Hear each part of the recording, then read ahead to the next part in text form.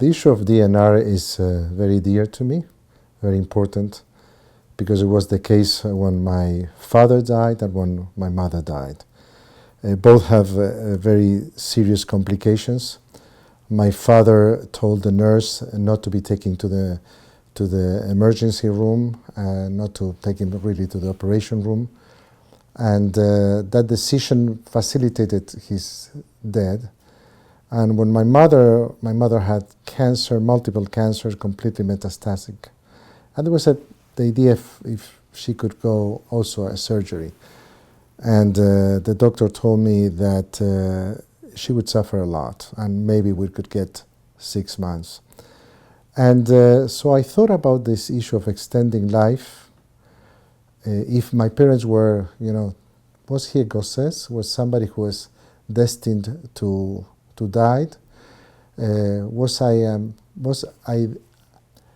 there trying to change his will? Was about choosing life? Was about choosing how to die with dignity?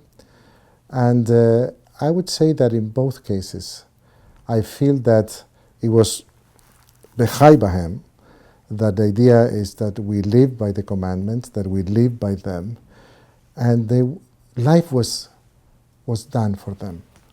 They couldn't live. They couldn't live with dignity, not only with dignity, they were going to die. According all the statistics, according all the doctors, according everything that we know, they were destined to die.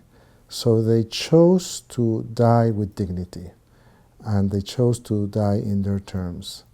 So I wrestle with this. I wrestle especially with the case of my father. If the nurse did right in obeying my father, just don't do anything to me. And it was fast. But I think he did the right thing, because we had a trauma in the family when somebody was, they put tubes all over the body, and it was a tragedy. It was a horrible tragedy, and my father didn't want to repeat that. So the dignity of their life was respected, and b'chai by him, and they lived by it, and they died in peace.